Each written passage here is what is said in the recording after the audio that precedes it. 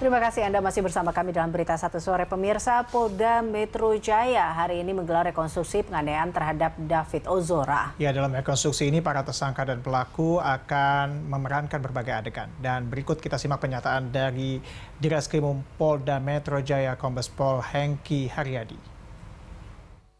3 bagian. Yang pertama pada saat 3 tersangka ini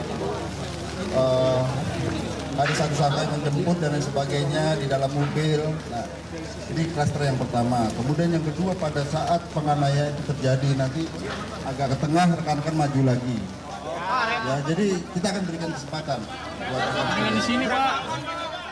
Kembali kita akan menuju ke rekan Aulia Rahman untuk mengetahui perkembangan proses rekonstruksi dari kasus penganiayaan David Ozora. Aulia, sejauh ini bagaimana tentunya perkembangan terkait dengan proses rekonstruksi? Mengingat bahwa proses rekonstruksi sudah berlangsung dari siang tadi, apakah proses rekonstruksi juga sudah mulai atau sudah hampir selesai? Mengingat akan ada 23 adegan dilakukan dalam rekonstruksi kali ini. Baik Eliza, jadi memang benar hari ini, hari Jumat 10 Maret 2023, rekonstruksi tengah digelar untuk kasus penganiayaan yang dilakukan oleh Mario Dandi Satrio.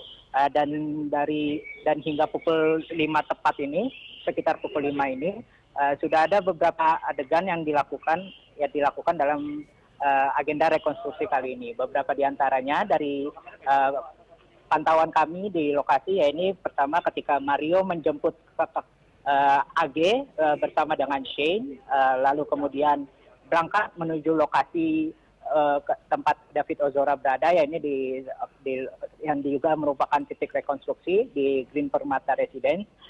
Kemudian sempat terungkap di rangkaian rekonstruksi kali ini, yakni Mario yang mengatakan kepada Shane bahwa dengan perkataan bahwa gua mau mukulin orang nih kepada Shane, dan dia juga dari pantauan yang kami dapatkan bahwa Mario juga meminta Shane untuk mengabadikan momen ketika dia menganiaya menganiaya David Ozora dengan melewati video. Kemudian selanjutnya yang diketahui yakni ketika tiba di lokasi, AG meminta supaya David keluar rumah, dan kemudian sempat terjadi perbincangan baik antara AG, David, Mario dan juga Shane.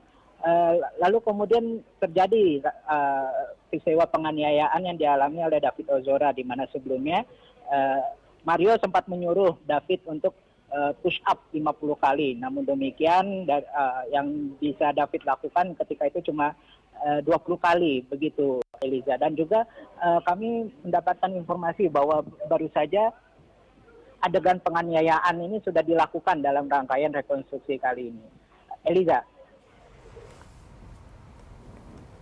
Ya, Aulia, bila saya melihat dari layar kaca ini di belakang Anda, nampaknya para awak media sedang menantikan tentunya terkait dengan hasil dari rekonstruksi ulang kasus penganiayaan yang terjadi, yakni David Ozora. Tapi kalau dilihat juga bagaimana tentunya pengamanan di sana, berapa personel yang memang diturunkan untuk mengamankan jalannya proses reka ulang ini, Aulia? Banyak rombongan dari kepolisian yang turut mengamankan lokasi di sekitar Green Permata Residence ini. Selain itu juga, selain dari pihak kepolisian yang memberikan pengamanan, juga ada tim dari Inavis dan juga dokter kepolisian yang turut ikut dalam agenda rekonstruksi kali ini. Dan untuk pengamanannya sendiri cenderung bisa dikatakan cukup ketat, di mana para awak media dibatasi dengan garis batas polisi, garis kuning polisi, untuk sehingga tidak dapat meliput lebih dekat gitu perkembangan terkini dari proses rekonstruksi. Namun demikian proses rekonstruksi juga tetap berjalan dengan lancar meskipun rekan-rekan juga terima kasih media sudah melakukan kontrol sosial, pengawasan bersama-sama dengan beberapa elemen. Nanti disampaikan Pak Hadir. Silakan. Baik, Assalamualaikum warahmatullahi wabarakatuh. Salam sejahtera buat kita semua, rekan-rekan wartawan sekalian yang saya hormati. baru saja kita menyaksikan pelaksanaan rekonstruksi daripada tindak pidana yang terjadi, di mana dalam proses rekonstruksi ini kita mencari keidentikan dari berbagai alat bukti yang ada, baik dari keterangan saksi, keterangan tersangka, kemudian dari digital forensik yang kita peroleh, baik itu dari HP maupun CCTV. Sebagaimana yang pernah saya sampaikan, kami sampaikan bahwa dari persesuaian beberapa alat bukti ini, kita bisa menemukan peranan dari masing-masing tersangka yang ada di TKP tersebut. Ya. Sebagai contoh, misalnya yang tidak ada di rekaman HP, ternyata ini tercover dari CCTV yang ada. Kita lihat mungkin dari video itu ada adegan yang terpotong, tetapi dari CCTV bisa tercover.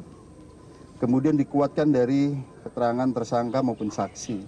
Walaupun yang tadinya mungkin dari keterangan tersangka itu tidak sesuai dengan faktanya, begitu pada saat pemeriksaan kita padukan dengan digital forensik, hasil digital forensik, baik dari WA chat, ya, chat WA, ya, kemudian dari video, kemudian video ini kita besarkan apa kata-katanya itu muncul semua, free kick dan lain sebagainya. Saya tidak takut anak orang mati dan lain sebagainya itu muncul. Kemudian dari CCTV tercover semuanya yang tidak ada di video, tercover, dikuatkan dengan keterangan saksi. Jadi dalam arti di sini tersangka juga tidak bisa bohong lagi karena itu ada di CCTV dan lain sebagainya. Kemudian rekan-rekan sekalian, ternyata dari 37 adegan yang kita persiapkan berdasarkan pemeriksaan, kemudian kita padukan dengan hasil digital forensik tadi, ternyata berkembang menjadi 40 B. Jadi dari 37 menjadi 40 terbagi 2 karena angle-nya berbeda, jadi 40A, 40B. Nah, ini salah satu fungsi dari rekonstruksi tadi, ternyata dari salah satu saksi mengatakan ada beberapa angle yang belum kita terima. Artinya di sini kita dalam rangka membuat terang tindak pidana yang terjadi, kemudian kita melihat peranan dari masing-masing tersangka, dan juga dalam rangka pemenuhan unsur pasal yang kita sangkakan sebagaimana yang kita sampaikan tadi, mulai dari perencanaan, ya, kemudian pelaksanaan, dan juga di sini peranan dari masing-masing tersangka yang memberikan bantuan, memberikan kesempatan, memberikan sarana, dan juga keterangan untuk terjadinya kejahatan itu juga tergambar di sana. Ya. Kemudian rekan-rekan sekalian, kami perlu sampaikan juga bahwa ada 4 saksi lagi yang belum kita periksa dalam rangka memperkuat. Ini sekali lagi dalam rangka memperkuat unsur daripada perencanaan para tersangka ini yang dalam waktu dekat kita akan periksa. Sebagai contoh, maksud kami di sini bahwa sebelum terjadinya tindak pidana ini ternyata tersangka MDS ini menghubungi beberapa orang dan memberitahukan akan melakukan tindakan pidana yang terjadi. Dan kemudian kami akan berkoordinasi dengan LPSK, ada saksi juga.